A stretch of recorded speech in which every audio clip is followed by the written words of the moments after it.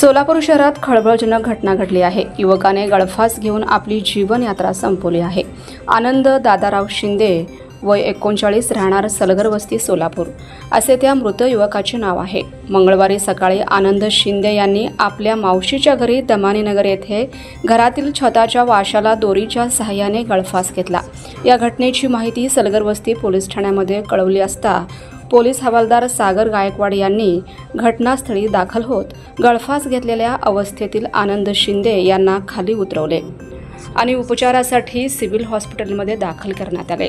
मात्र उपचारापूर्वी डॉक्टरांनी आनंद यांना मृत घोषित केले। या घटनेनंतर सिव्हिल हॉस्पिटल परिसरात आनंद शिंदे परिवारातील सदस्यांनी व मित्र परिवाराने एकच गर्दी केली होती। शिंदे यांच्या आत्महत्येचं कारण अद्याप गुलदस्त्यातच असून आत्महत्या ही पूर्ववैमनस्यातून झाल्याचा आरोप शिंदे परिवाराने केला आहे। दरम्यान मृत आनंद शिंदे यांना गेल्या काही महिन्यांपूर्वी मारहाण करण्यात आली होती। किरकोळ भांडणाचे स्वरूप मोठ्या मारहाणीत झाल्याचं मृत आनंद शिंदे यांच्या आई अंजना शिंदे यांनी सांगितले। 7 रस्ता आणि लकी चौक येथे दोनदा जबर मारहाण केली होती। या मारहाणीविरुद्ध संबंधितांवर पोलीस ठाण्यात गुन्हा दाखल झाला होता, मात्र त्यांच्यावर कोणतीही कारवाई झाली नव्हती। त्याच भांडणामधून मृत आनंद शिंदे यांनी गळफास घेतल्याचा आरोप अंजना शिंदे यांनी केला आहे। चिठ्ठीत लिहिलेल्या नावाच्या संबंधितांवर जोपर्यंत कारवाई केली जात नाही तोपर्यंत मृतदेह ताब्यात न घेण्याचा इशाराही त्यांनी यावेळी दिला आहे। मात्र चिठ्ठीतील ती 2 नावे कोणती याबाबत मात्र गुप्तता कायम आहे। या घटनेची सोलापूर शहरात एकच खळबळ माजली असून चिठ्ठीत नेमके काय लिहिले आहे यावरून या आत्महत्येचं उकल होणार आहे। या घटनेची नोंद सिव्हिल हॉस्पिटल तसंच सलगर वस्ती पोलीस ठाण्यात झाली आहे। सलगर वस्ती पोलिसांनी या घटनेचा पंचनामा केला आहे। पोलिसांच्या पुढील तपासानंतर शिंदे यांच्या आत्महत्येचं नेमकं गूढ काय आहे ते समजणार आहे। मृत आनंद शिंदे यांच्या खिशात इंग्रजीत लिहिलेली चिठ्ठी सापडली। 6 महिन्यांपूर्वी त्याला 7 रस्ता आणि लकी चौक परिसरात मारहाण झाली होती। त्यांच्या त्रासाला आनंद कंटाळला होता, त्यातूनच त्याने आत्महत्या केली असे त्याच्या जवळच्या नातेवाईकांकडून सांगण्यात आलंय। मयत आनंद शिंदे हा ड्रायव्हिंगचे काम करीत होता। त्याच्या पश्चात पत्नी, 2 मुली आणि आई-वडील असा परिवार आहे। या घटनेची नोंद फौजदार चौडी पोलिसात झाली आहे। माझं नाव अंजना दादाराव शिंदे। ती मागं काय तर 6 महिन्याखाली भांडण झालती, त्याला खूप मारलं होतं त्यांनी इकडं 7 रस्त्याकडं आणि परत एकदा लकी चौकात।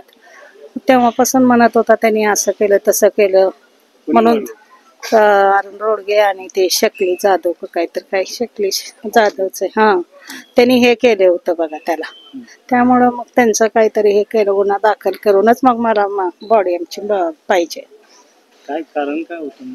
काय तर त्यांचं काय झालं होतं काय माहिती, ते काही सांगितलं नाही, पण असं मला खूप मारलं म्हणून सांगितलं होतं। लय लागलं होतं त्याला माग तिथं झालं। परत ह्याच्यात पण लक्की चौकात पण 2दा म्हणजे तक्रार झाली त्यांची। तेवढंच काय चिठ्ठी सापडली वगैरे? चिठ्ठी सापडली की त्यांचे नाव लिहून सही करून त्याने हे केलंय। काय चिठ्ठीत काय नाही, ते दोघांचे नाव लिहिलेलं आहे। आई वडिलांना माफी मागतो म्हणून मी असं करून ते केलं। मुलीचं नाव घातलं, मुलीला तेवढं हे करा झालं, एवढंच केलंय त्याने। मागणी काय नाही, त्यांचं काय करा ती करून आमच्या, त्याशिवाय मी बॉडी घेऊ देणार नाही। काय तर आता त्याचं सगळं गेलंय म्हणल्यावर 4 लेकर आहेत। माझं 4 वर्षाखाली मुलगा गेलाय आणि आता ही दुसरा मुलगा पण गेला। आम्हाला काही सुद्धा हे नाही। आता सध्या काय करणार आम्ही? 2च्या 2 पोराचे गेले, 3 लेकर, काय करायचं सांगा? या अगोदर मारहाण झालेली त्यावेळेस काही एफआयआर वगैरे दाखल केली नाही? काही सांगितलं फक्त त्याने, म्हणला होता खूप मारले पोरांनी, मारलं होतं त्याला, बसायला उठायला येत नव्हतं।